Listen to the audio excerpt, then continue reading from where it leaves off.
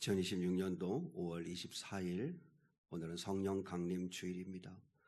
오늘 예배 가운데 우리 성령님께서 우리 가운데 충만하게 임재하시기를 사모하는 마음 담아서 거룩한 주일 예배를 올려드리겠습니다.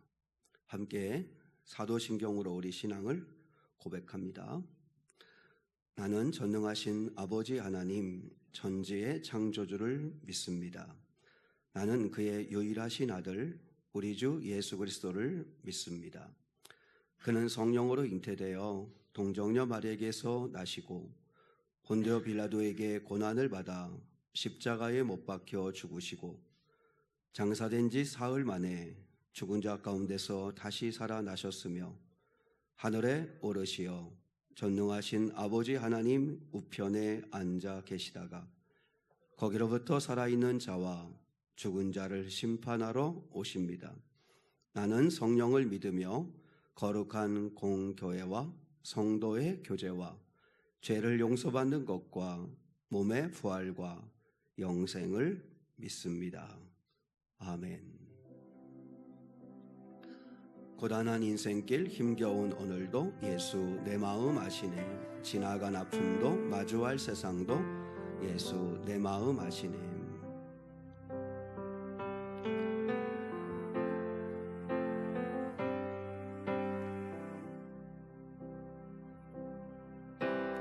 고단한 인생길 힘겨운 오늘도 예수 내 마음 아시네. 지나간 아픔도 마주할 세상도 예수 내 마음 아시네. 고단한 인생길 고단한 인생길 힘겨운 오늘도 예수 내 마음 아시네. 지나간 아픔도 마주할 세상도 예수 내 마음 아시네. 믿음의 눈 들어 주를 보리. 이 또한 지나가리라. 주어진 내 삶의 시간 속에 주의 뜻 알게 하소서. 하루를 살아도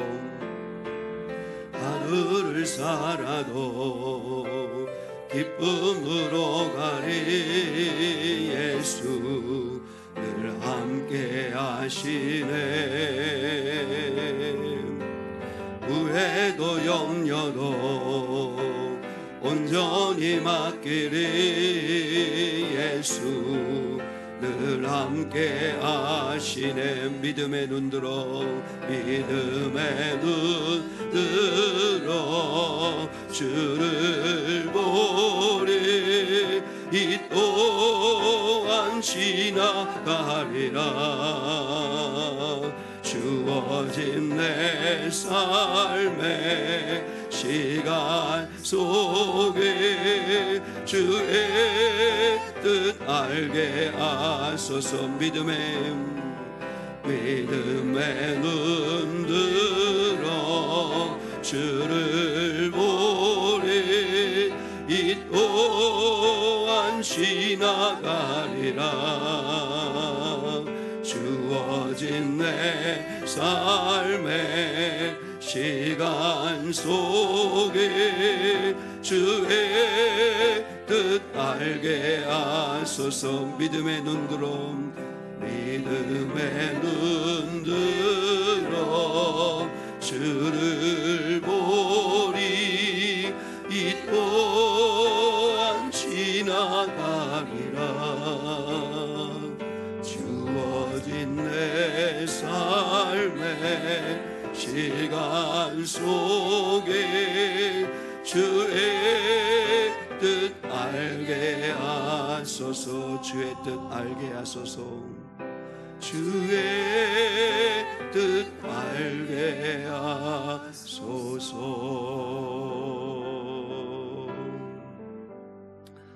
늘 함께 하시는 주님으로 인해서 여러분 주의 뜻을 알면서 살아갈 수 있기를 주님의 이름으로 축복합니다. 은혜 아니면 살아갈 수가 없네.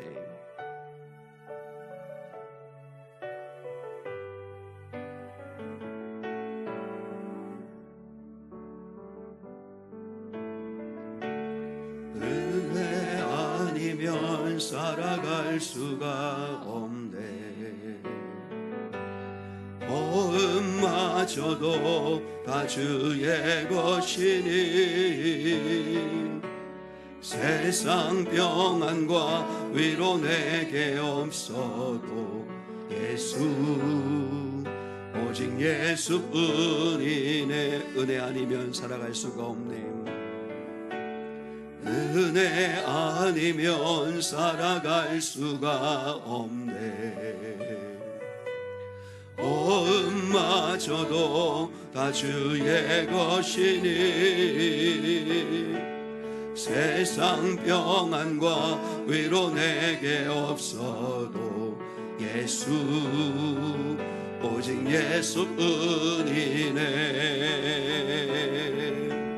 그 신궤에 다 볼 수도 없고 작은 고난에 지쳐도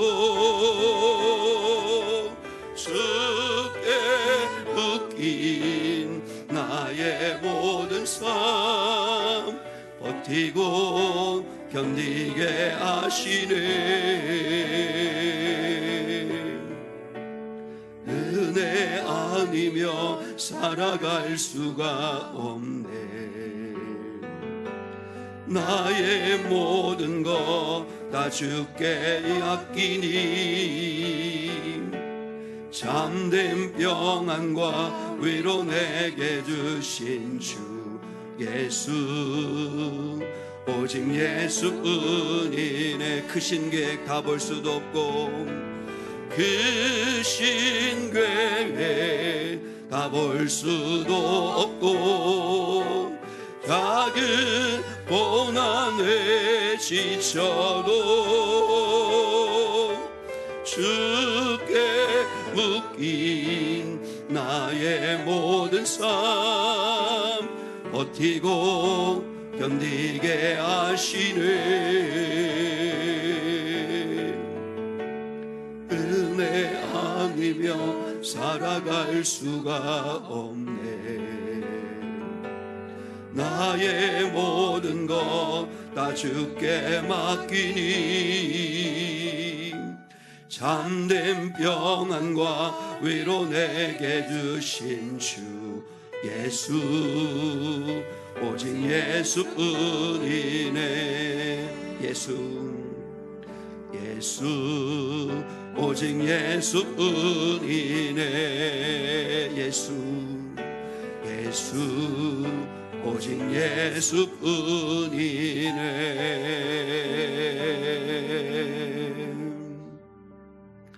이 시간 함께 하나님 앞에 세상 편안과 세상 위로 내게 없어도 주님 당신의 은혜로만 충분합니다. 주님만으로 충분합니다. 오늘 이 아침에 하나님 아버지 앞에 나와 예배하는 저희들 세상의 어떤 내 필요를 더 채우고자 하는 욕심으로 나온 것이 아니라 주님의 은혜 충만히 받기 위하여 가난한 마음으로 왔습니다. 주님 나의 마음이 가난하게 도와주시고 오직 주님의 은혜로 충분함을 고백하며 주님 나에게 은혜를 주옵소서. 구원의 은혜, 환경이 어떠할지라도 주님께서 주시는 내적 평안, 주님 주시는 그 약속의 말씀으로 힘을 얻는 소망이 내 안에 넘치게 하여 주옵소서. 그리고 이 시간 하나님 아버지께서 또한 예비하신 말씀으로 우리의 영혼을 깨우시고 살려 주시옵소서. 같이 하나님 앞에 같이 기도하겠습니다. 하나님 아버지 감사합니다. 거룩하시고 자비하신 아버지 하나님, 오늘 이 거룩한 주일에 하나님 아버지 앞에 나온 저희들의 목적은 아버지 하나님이여 주여 세상에 필요한 것들을 더 채우고자 하는 욕망으로 나온 것이 아니라 하나님 아버지, 나의 욕심을 내려놓고 오직 주님의 은혜로 충만하기를 소원하여 왔습니다. 주님 주시는 영생의 복을 누리기를 원합니다. 주님 주시는 죄사함의 은혜를 누리기를 원합니다. 오직 의인은 믿음으로 말미암아 살리라는 말씀과 같이 이 시간 우리의 믿음이 더욱더 정결하게 도와주시옵기를 원합니다. 그리고 우리의 소망은 오직 하나님의 나라에 있게 도와주시고 하나님을 사모하고 사랑하는 마음에 우리의 마음이 충만하게 도와주시옵기를 원합니다. 세상의 헛된 것, 이생의 자랑, 아버지 세상이 주는 유혹에 아버지 우리의 마음을 빼앗기지 않게 도와주시고 오직 주님의 은혜가 필요합니다. 주님의 은혜 없이는 살 수 없습니다. 호흡마저도 주님의 은혜입니다. 우리 가정도 자녀도 주님의 은혜로 삽니다. 하늘에 계신 아버지 하나님께서 우리에게 은혜 위에 은혜를 내려 주시옵기를 원합니다. 오늘 거룩한 주일 하나님의 말씀을 또한 받기 원합니다. 하나님의 말씀 앞에 씨름하게 도와주시고 하나님의 말씀을 아버지 믿음으로 받게 도와주시고 그 말씀 앞에 순종할 수 있는 저희들 되게 하옵소서. 주여 이 시간 임재해 주시고 성령으로 충만케 하옵소서. 하나님 아버지, 이 예배에 참여한 사랑하는 성도들의 마음을 받으시옵소서. 한량없는 하나님 아버지가 주시는 은혜로 충만하게 채워주옵소서. 우리는 크신 계획 다 알 수 없지만 아버지 하나님이 어떠한 주님 주시는 은혜로만 충분함을 고백하오니 주여 역사에 주시옵소서.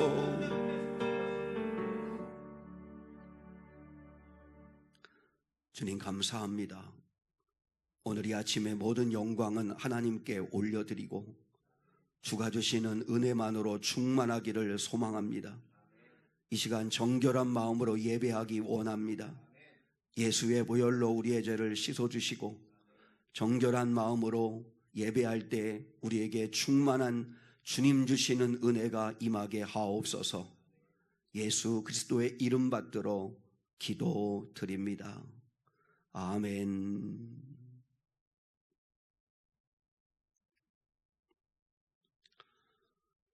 오늘 주일은 성령 강림 주일입니다. 무엇보다 성령 하나님께서 우리 가운데 이미 와 계신데 그 성령 하나님과 함께 동행하는 은혜를 충만하게 우리 성도들 다 누릴 수 있기를 축원합니다. 다음 주일은 이제 다섯째 주가 있는 주일이기도 하고 해서 주일 오후 예배 시간에는 온 가족 찬양 예배로 함께 합니다. 오늘 오후에 목장 모임이 1시 반에 있고 이번 주 화요일에는 답이다 화요 반찬 나눔 봉사하는 날입니다. 그리고 목요일에는 성경 공부가 있습니다. 그리고 또 매 주마다 주일마다 섬기시는 분들 잘 보시고 또 참조하시고 그리고 잘 섬겨주시고 섬기시는 분들에게 하나님의 은혜가 넘칠 수 있기를 주님의 이름으로 축복합니다. 우리 시간 좌우 앞뒤분 같이 한번 인사하겠습니다. 성령 충만하십시오. 행복하십시오. 인사하겠습니다. 행복하십시오. 성령 충만하십시오. 네, 고맙습니다. 오늘 주신 하나님의 말씀 함께 나누시겠습니다. 요한복음 13장 1절로 5절 말씀입니다. 페이지 수로는 169면입니다. 요한복음 13장 1절로 5절 말씀 우리 함께 나누시겠습니다.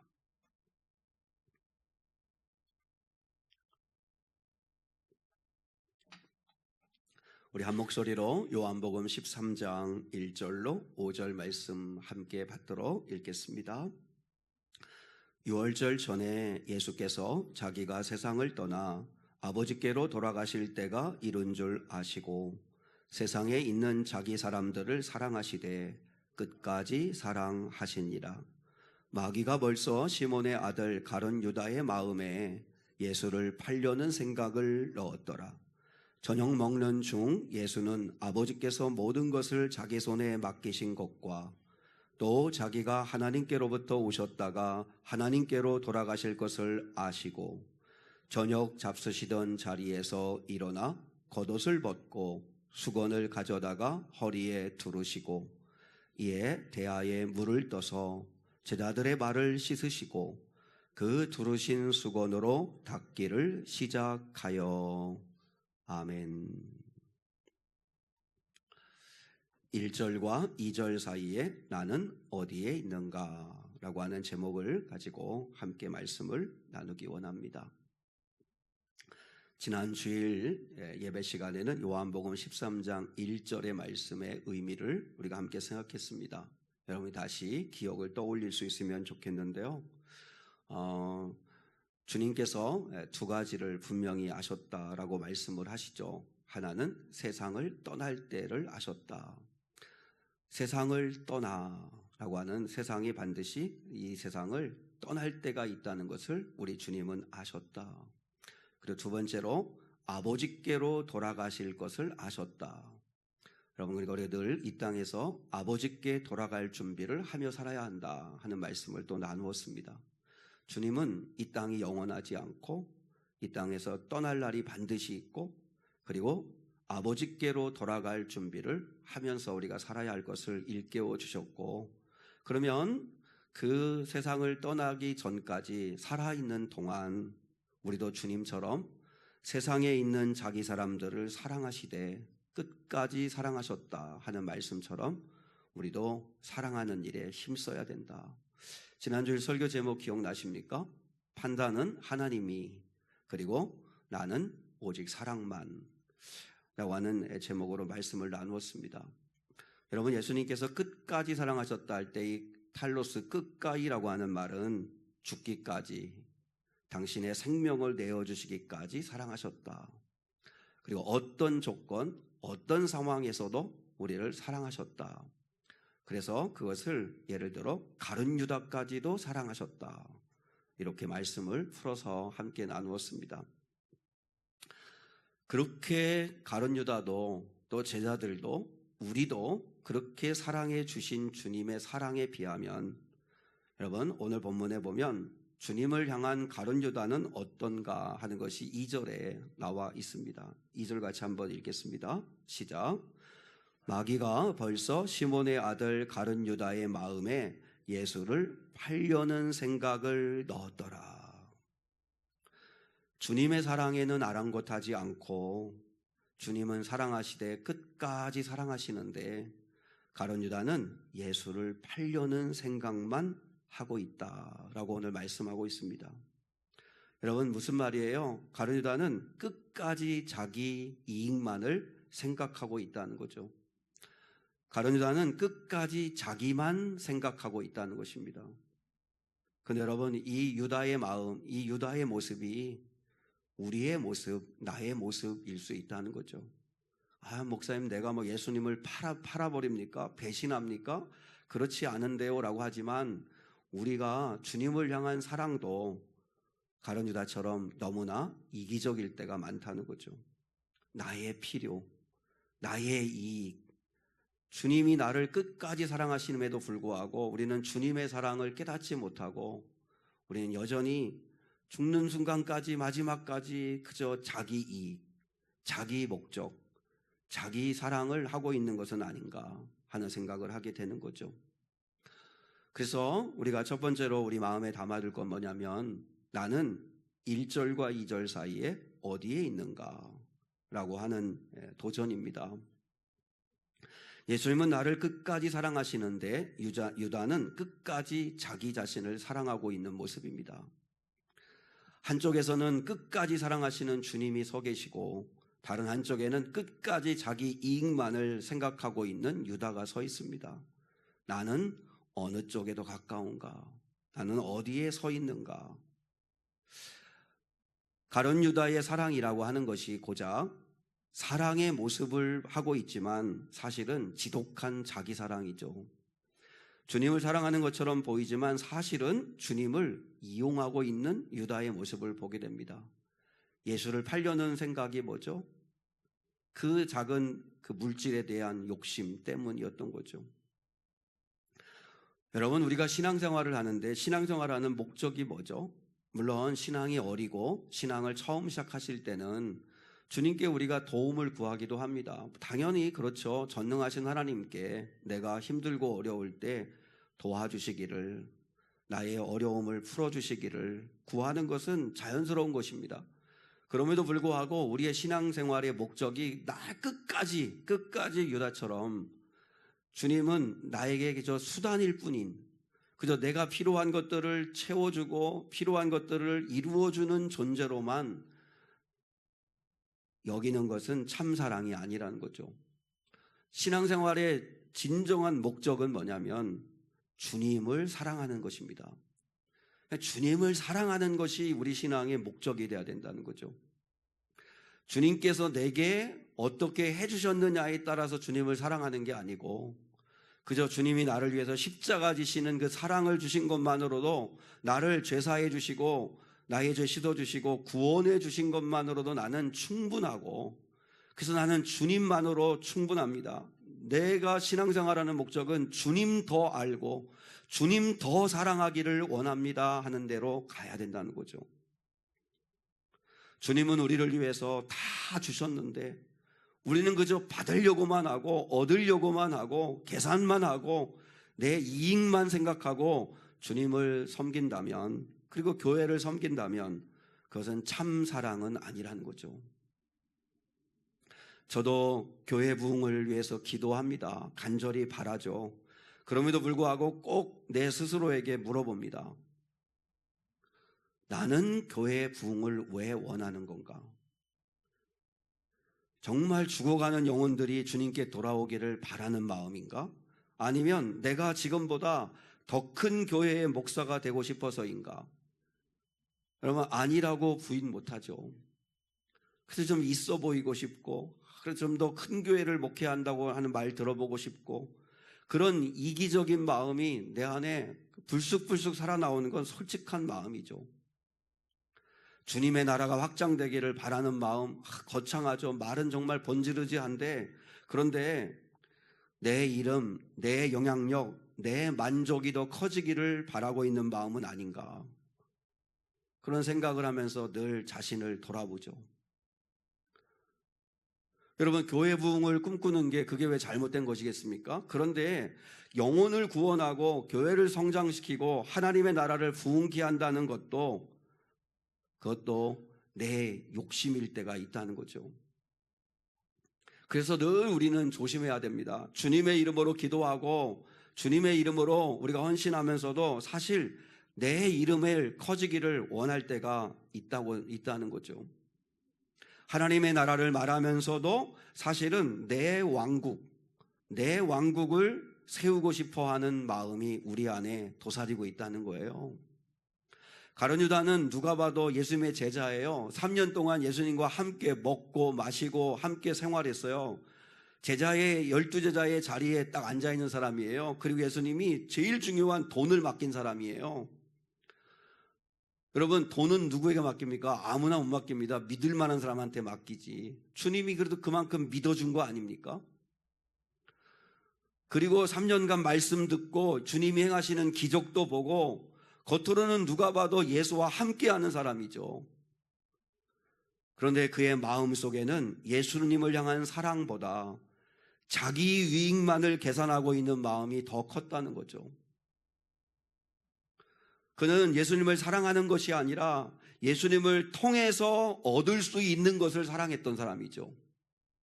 여러분, 우리도 가룟 유다 같을 때가 얼마나 많습니까? 여러분, 우리가 사실 부부간에도 그렇고 부모 자녀간에도 그렇고 형제간에 그렇고 사랑한다고 하지만 우리 사람은 이기적인 것을 벗어나지를 못하는 것 같아요.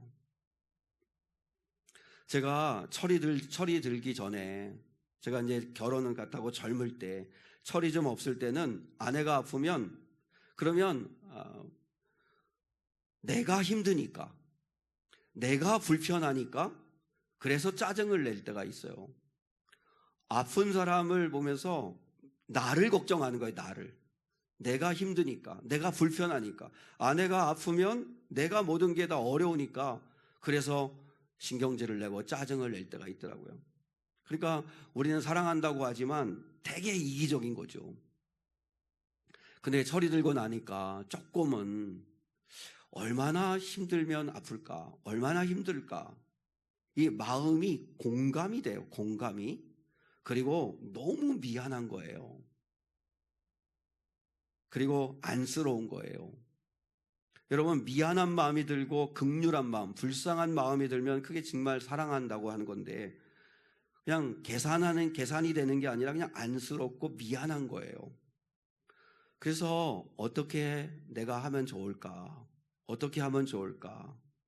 뭘 하면 아내가 그래도 기쁠 수 있을까? 힘이 날 수 있을까? 그렇게 생각을 하는 거죠. 여러분, 젊은 남녀가 요즘은 결혼할 때 진짜 참사랑은 희생하는 거고 책임지는 건데, 요즘은 다 상대를 가치로 판단하는 거죠. 나한테 얼마나 도움이 될까? 내가 없는 부분을 저 사람이 얼마나 채워줄 수 있을까? 너무 계산을 한다는 거죠. 너무 계산을 해요. 그래서 나에게 별로 도움이 안 되고 나에게 별로 이익이 안 되는 것 같으면 그러면 사랑도 시작하지 않으려고 하는 그런 모습들이 있잖아요. 그러나 철이 들면 여러분, 상대를 가치가 있느냐 없느냐로 따지는 게 아니라 존재 자체를 존귀하게 여기는 거죠.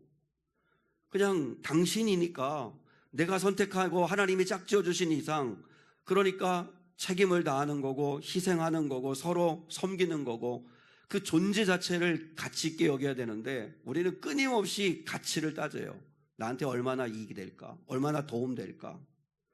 여러분, 우리가 신앙생활하면서 교회를 선택하는 것도 그렇게 한 사람도 있죠. 자기 이익에 따라서 자기한테 도움이 될 교회를 찾고, 사람을 만날 때도, 여러분, 관계를 맺을 때도 나한테 얼마나 도움이 될까? 얼마나 이익이 될까?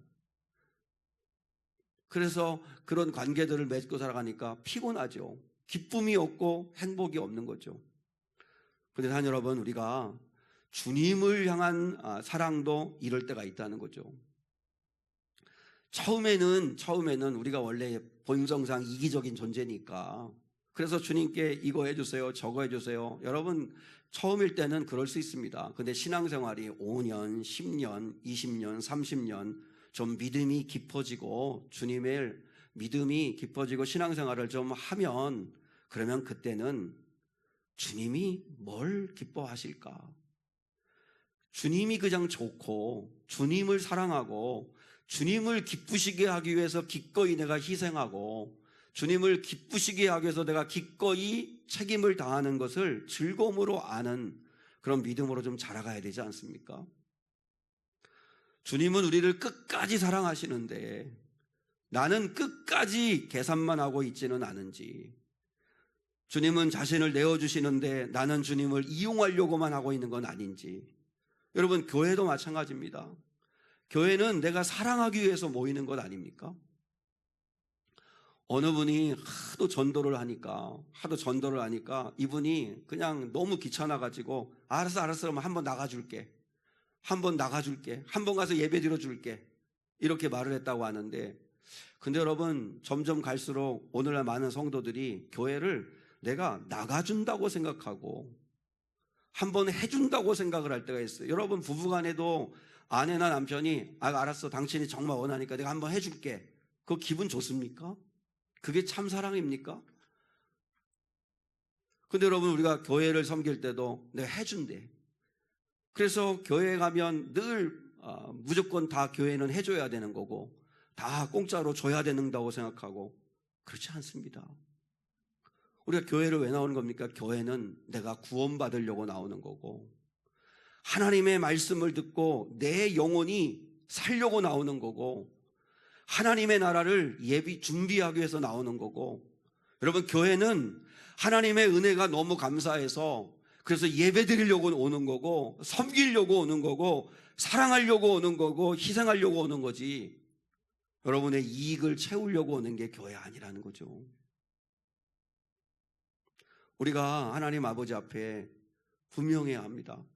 나는 1절에 가까운지 2절에 가까운지, 나는 주님을 어떻게 사랑하고 있는지 우리가 한번 겸손히 돌아볼 수 있어야 합니다.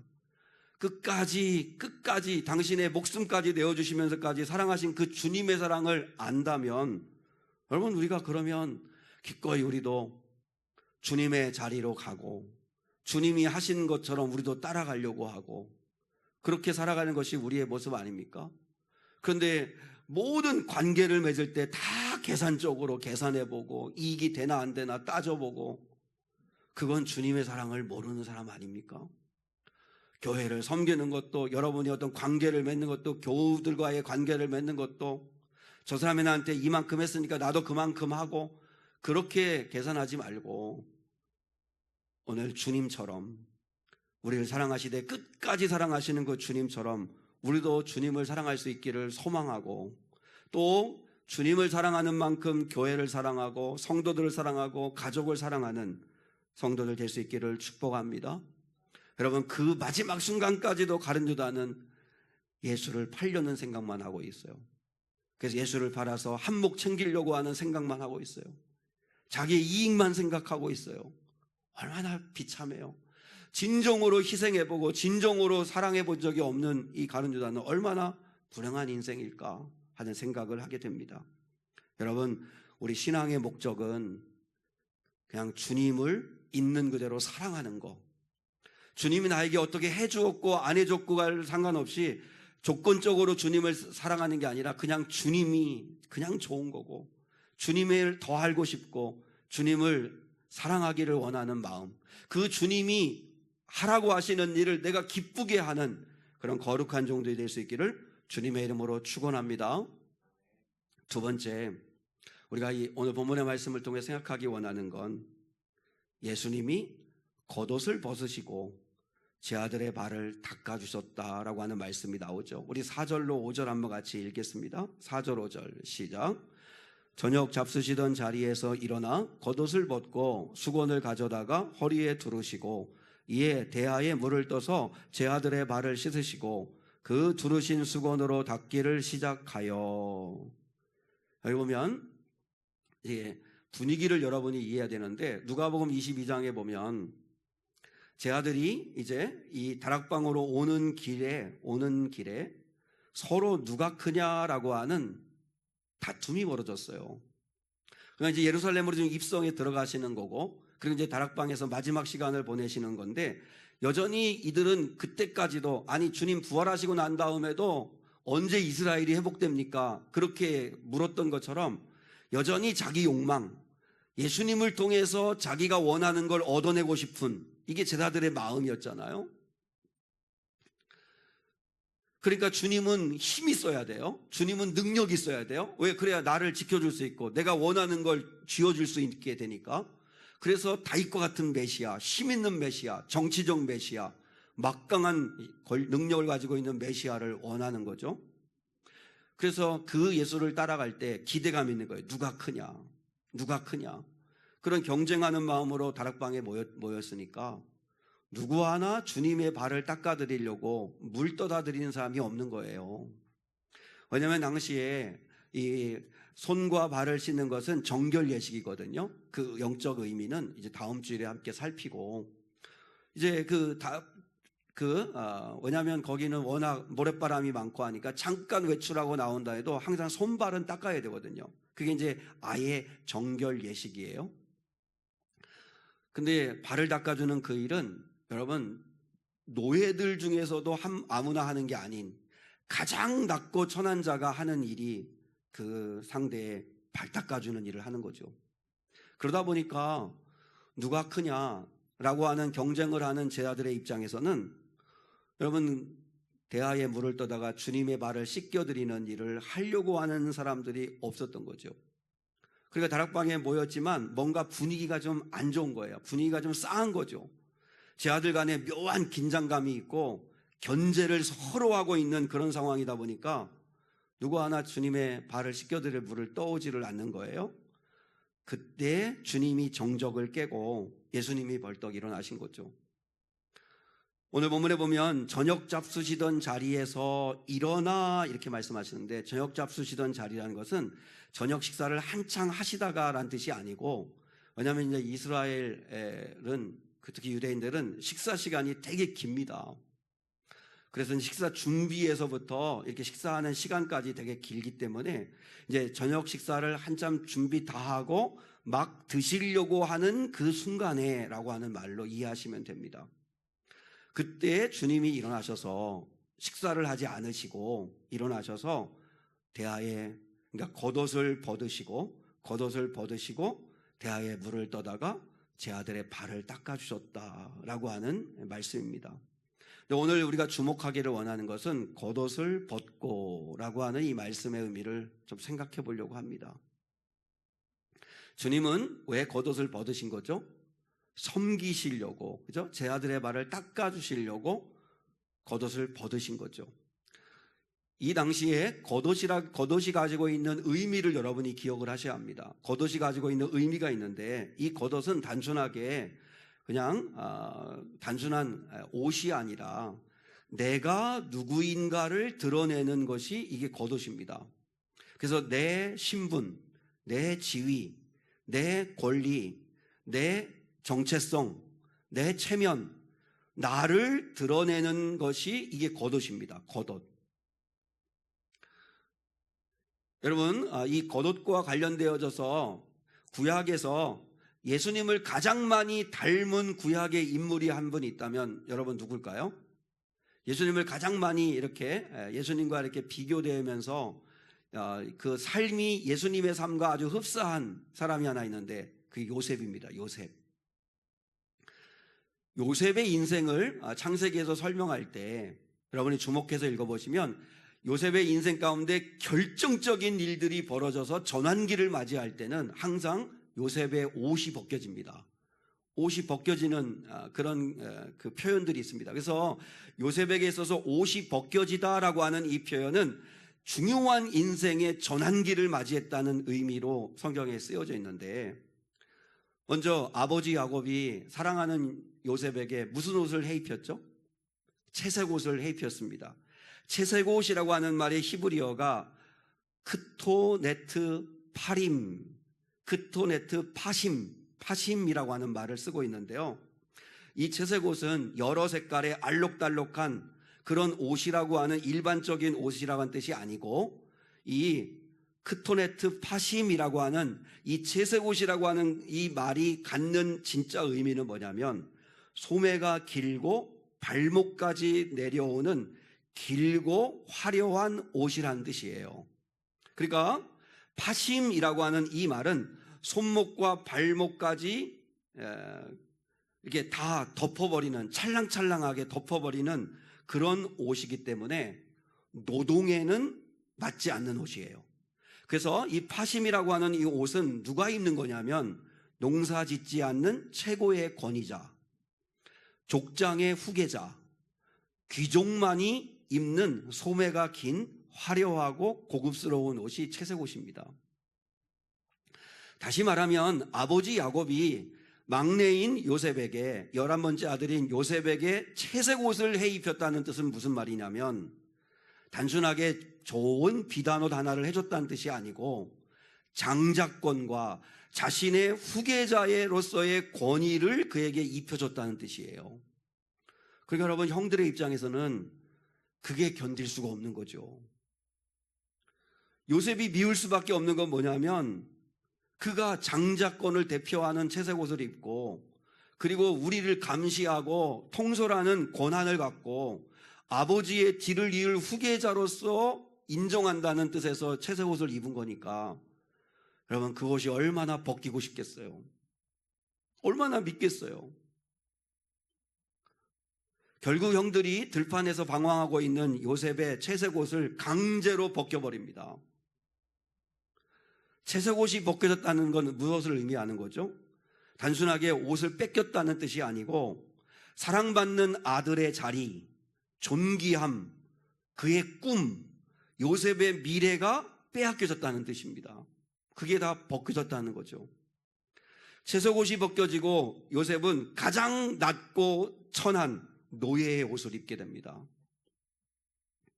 그리고 두 번째, 보디발이 요셉에게 입혀준 옷은 가정 총무의 옷입니다. 그래도 노예들 가운데, 종들 가운데 가장 모든 종들을 다 통솔하고 집안 살림을 모든 걸 관장하는 총무의 옷을 보디발의 장군이 입혀줘요.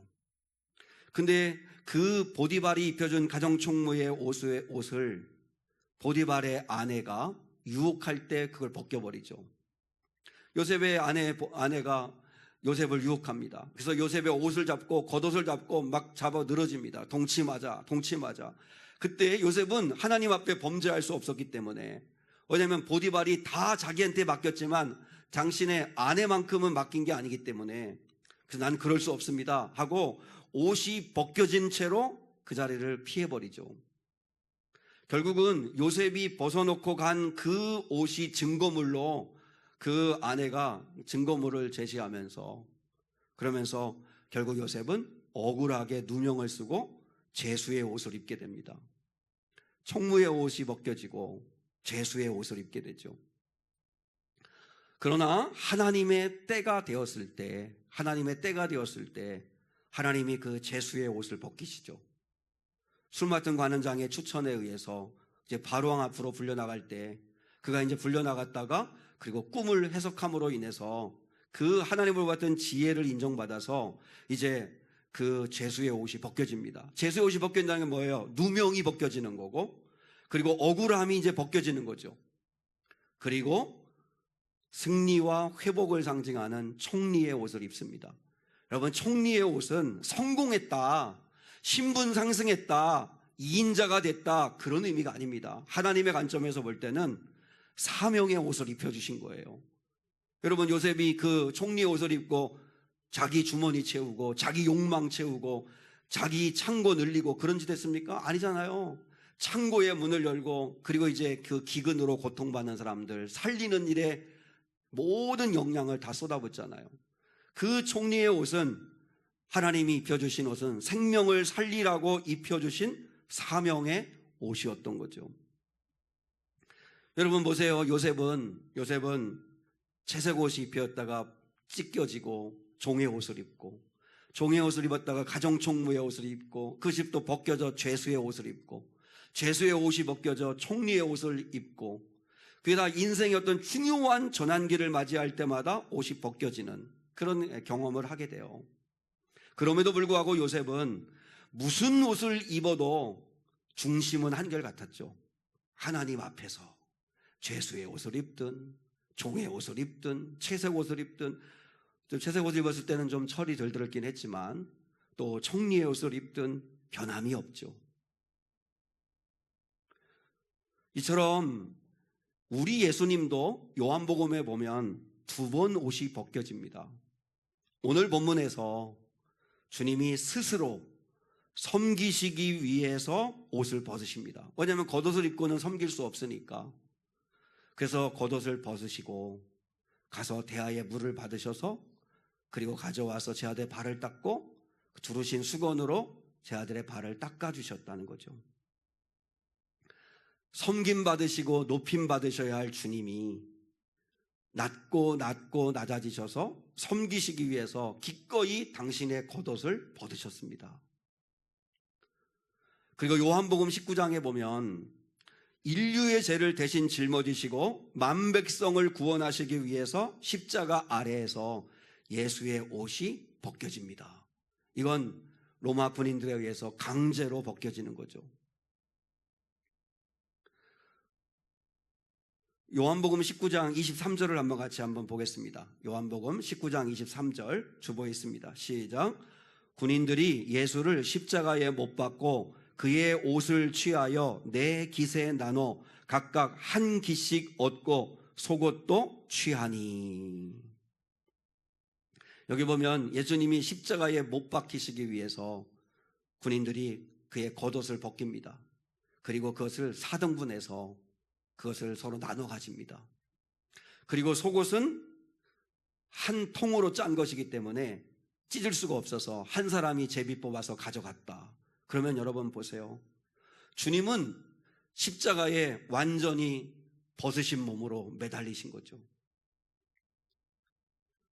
왜요? 주님이 우리가 받으셔야 할 수치, 우리가 받아야 할 조롱, 멸시, 천대를 주님이 대신 받으신 거죠.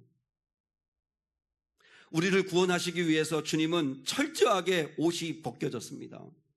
옷이 찢겨졌습니다. 마치 요셉이 채색 옷이 찢겨지고 아버지의 아들이라고 하는 권위를 상징하는 옷을 찢겨져서 노예의 몸으로 섬기고 섬기는 삶을 살듯이 우리 주님도 하나님의 아들이라고 하는 그 놀라운 영광의 자리를 내려오셔서 스스로 내려오셔서 주님의 옷이 찢겨지고 그리고 종의 자리, 죽음의 자리, 우리를 구원하시는 자리에 기꺼이 주님이 서시잖아요.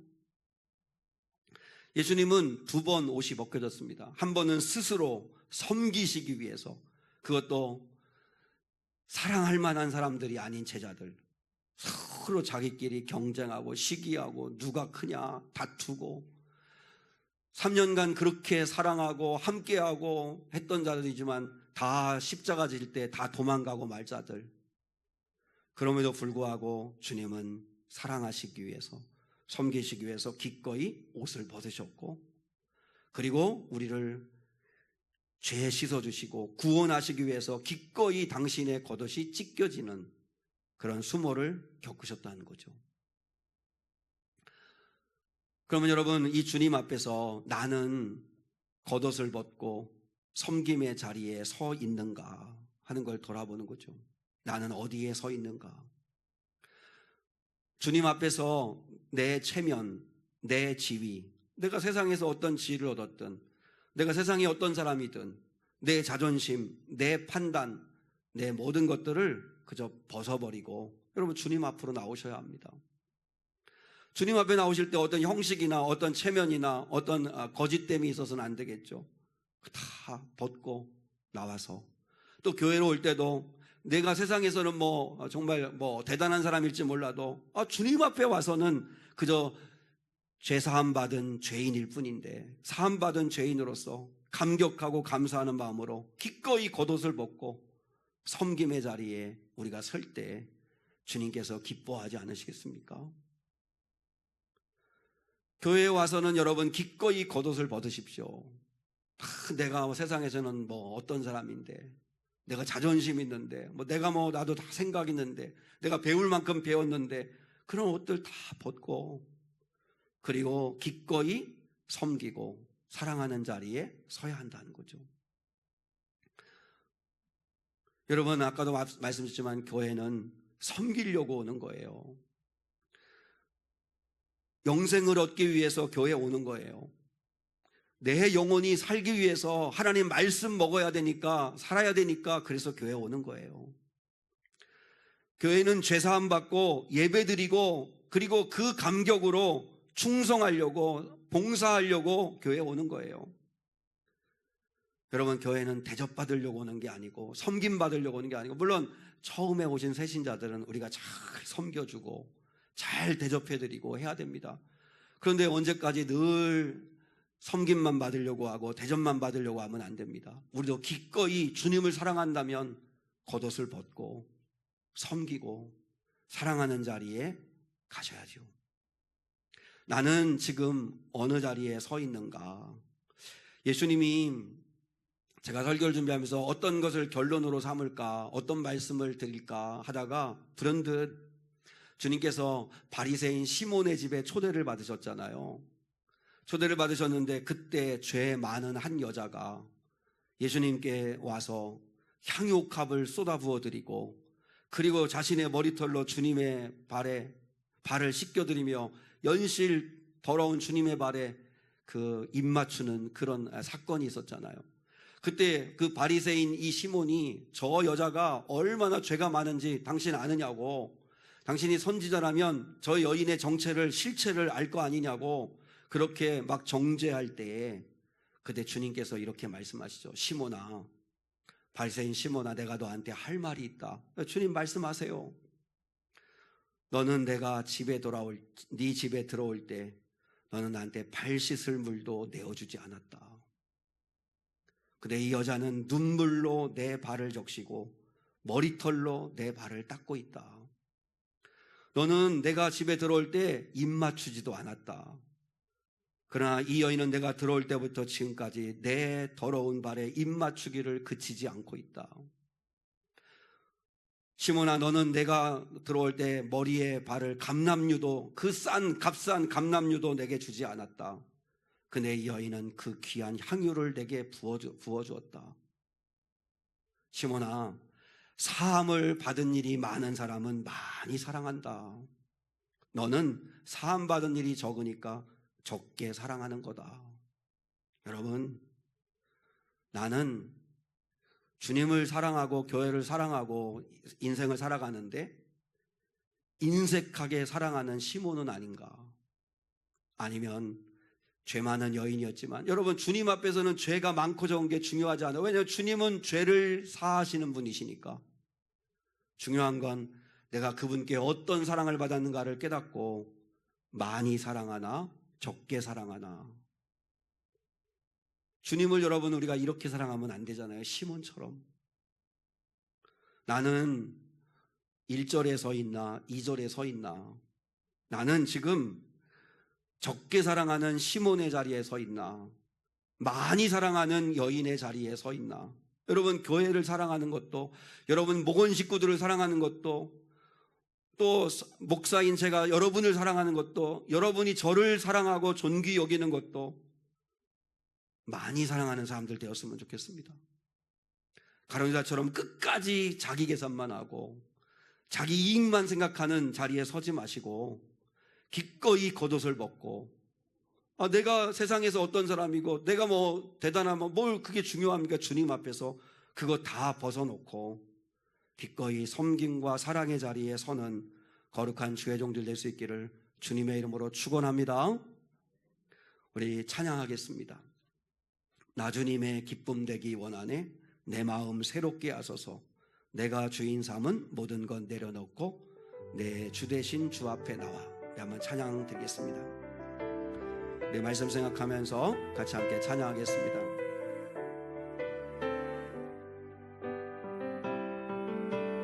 나 주님의 기쁨 되기 원하네. 내 마음을 새롭게 하소서. 새 부대가 되게 하여 주사. 주님의 빛 비추게 하소서.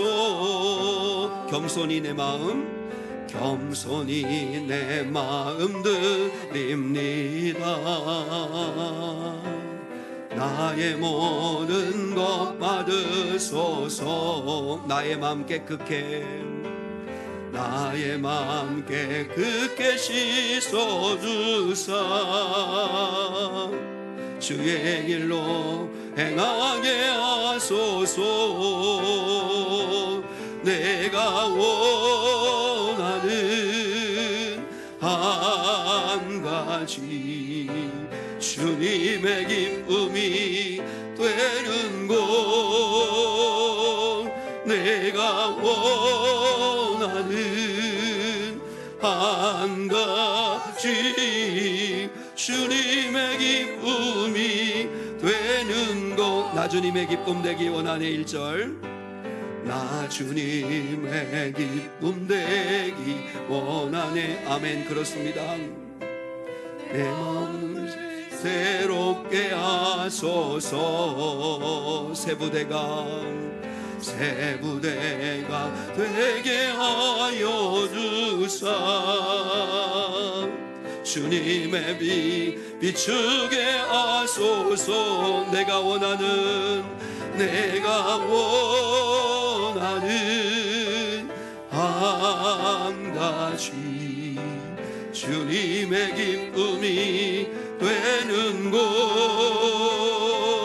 내가 원하는 한 가지, 주님의 기쁨이 되는. 우리 한번 진실된 마음으로 내가 원하는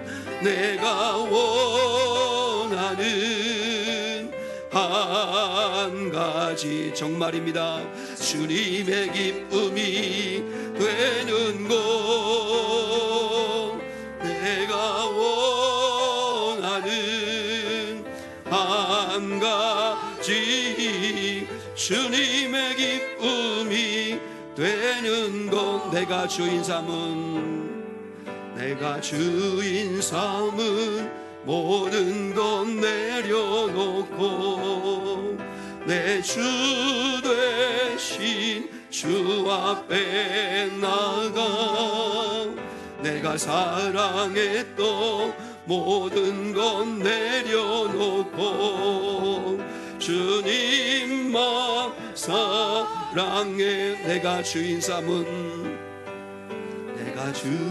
삼은 모든 것 내려놓고 내 주 되시 주 앞에 나가 내가 사랑했던 모든 것 내려놓고 주님만 사랑해. 주 사랑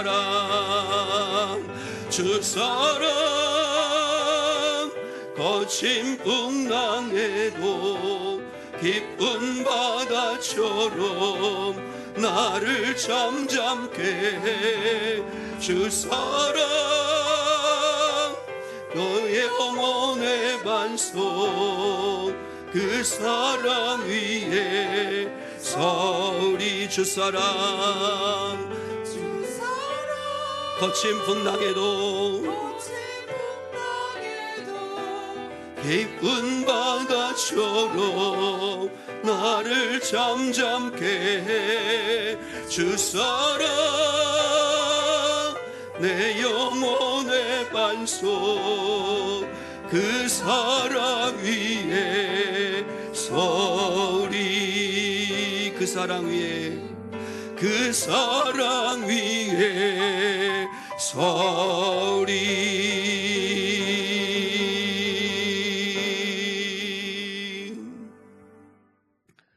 지금은 우리 주 예수 그리스도의 은혜와 하나님 아버지의 극진하시고 무한하신 사랑과 성령 하나님의 함께하심과 동행하심과 인도하심이 나는 지금 어디에 서 있는가?